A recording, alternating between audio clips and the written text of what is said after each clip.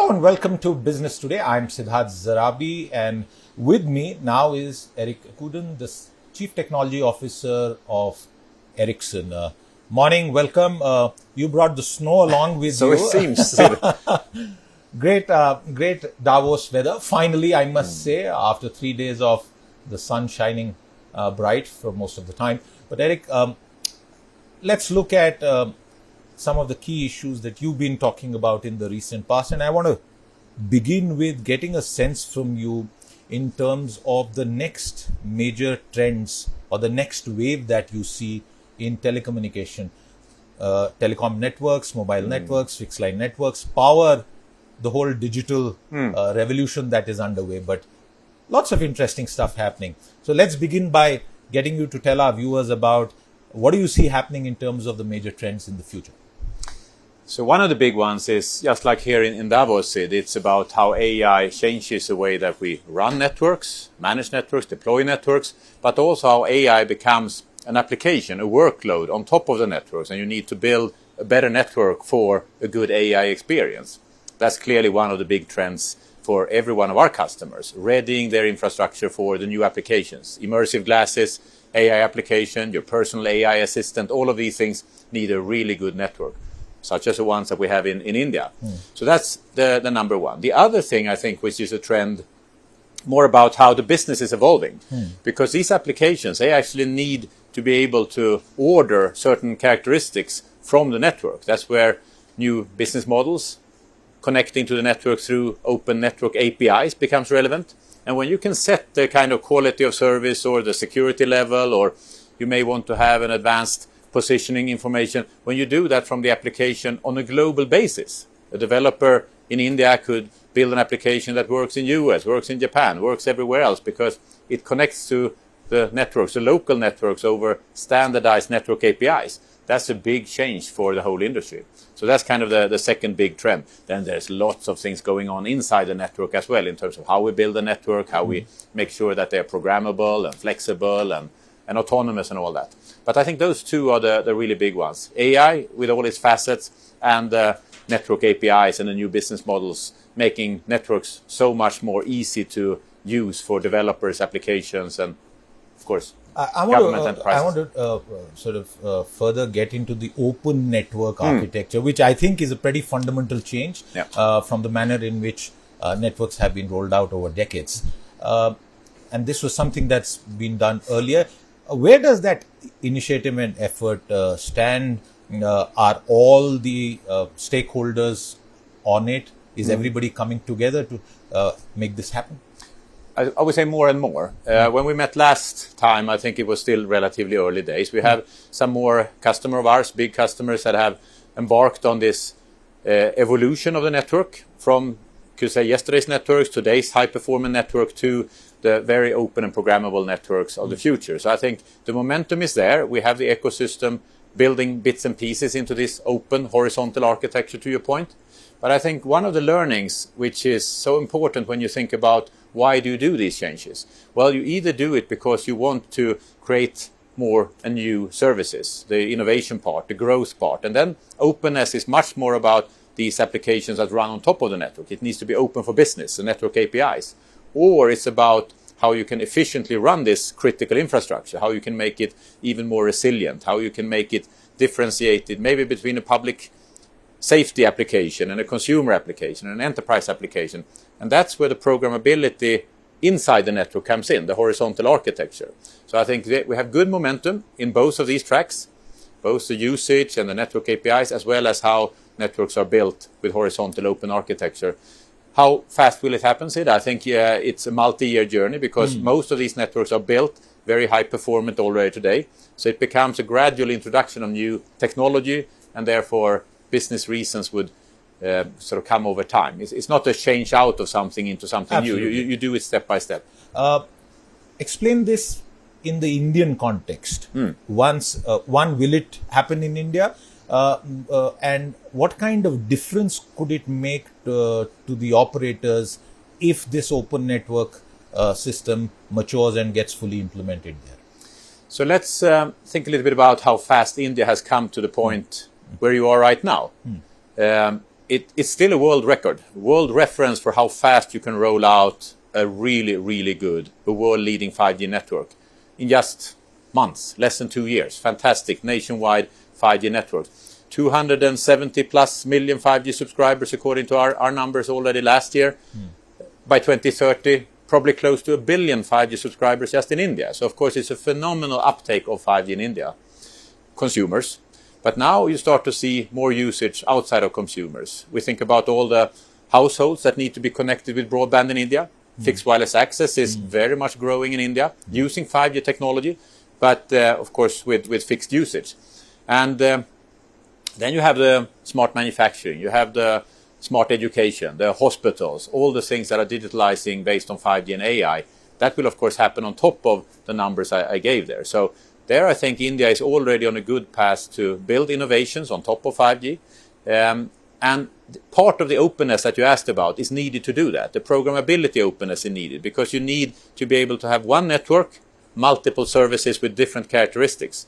And that's where network APIs, programmability with open internal architectures that help you to realize these virtual 5G networks on top of one and the same physical infrastructure. So India is already on that path towards openness, towards programmability, towards segmenting and providing differentiated services that makes business sense. So I think it's not a radical shift for India being such a leader now when it comes to 5G.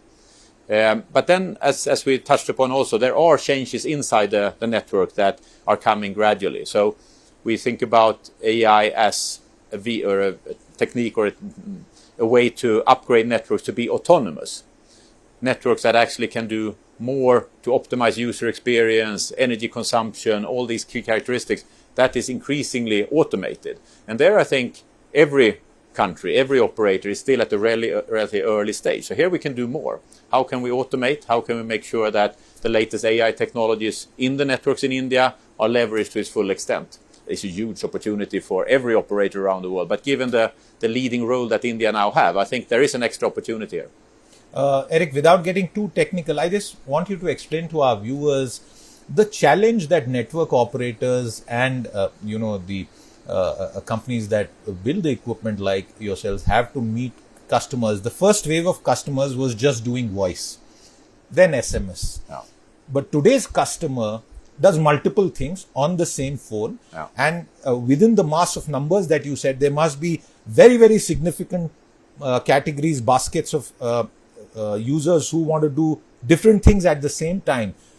Designing an efficient network for such a multi-use case scenario must be very difficult. Must be very difficult. Multi-use case, good way of putting it. Multi-services. Yeah, it's not actually. It comes with the work we did before on research and standardization and working with the chipset providers, the device providers, end-to-end. All of these things are basically standardized and available in Ericsson's leading product portfolio. So it is about introducing it in the network, making sure, of course, that it's tested and provide the right capability. But the great thing about this is that it actually works in the Indian market, it works in US, it works in, as I said, Southeast Asia, and also Europe, it works everywhere. So the technology should not be deployed in a bespoke manner. It should be one and the same stack. This tech stack that we have, Sid, is replicable all around the world. The great benefit for India, of course, in many of these things is that you are early and leading and driving, so you will get the early benefits.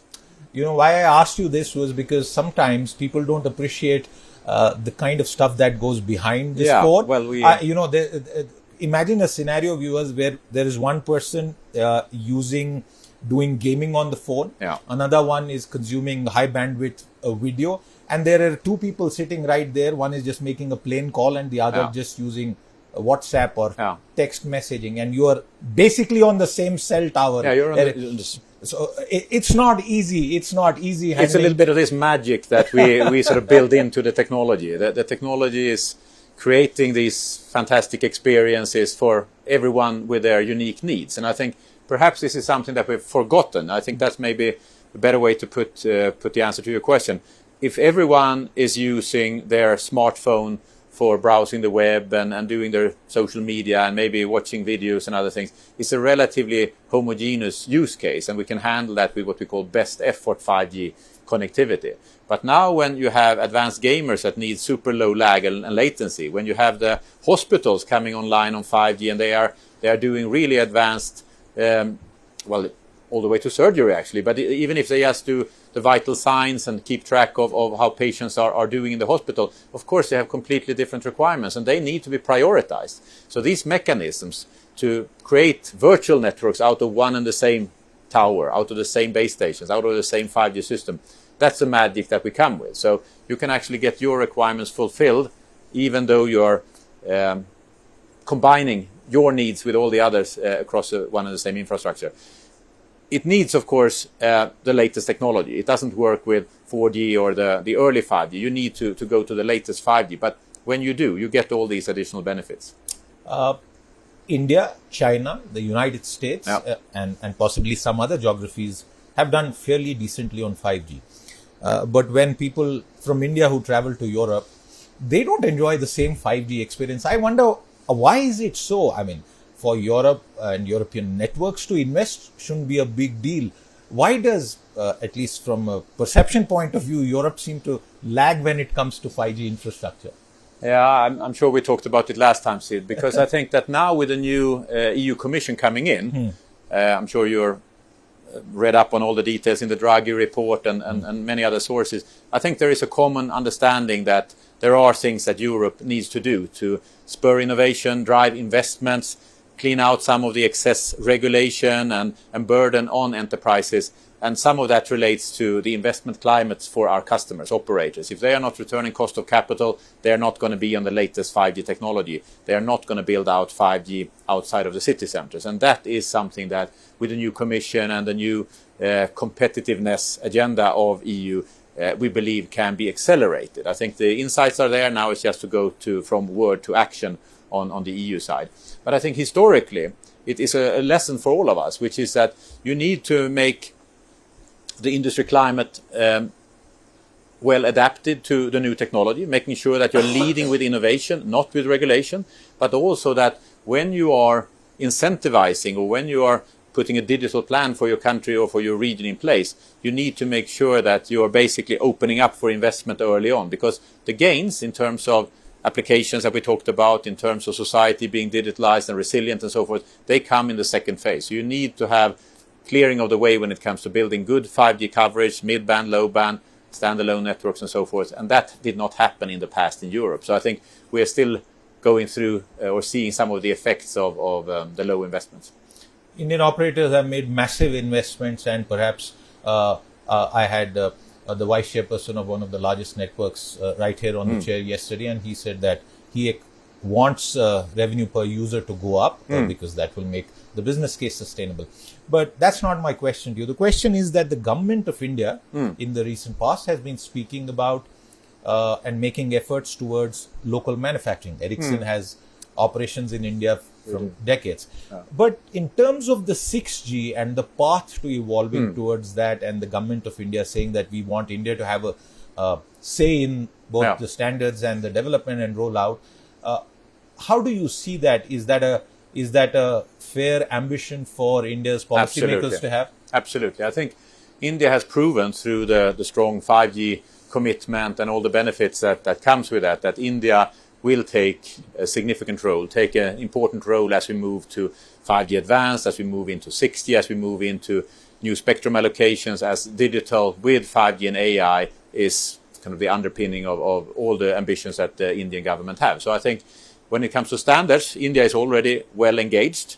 When it comes to Ericsson's commitment, we are of course working with all our partners around the world. Specifically in India, we're working with the universities, we're working with the government, we're working with regulators to ensure that there is a path to evolve the network into what we now call 6G or the evolution of 5G. So I think India will play an important role in that.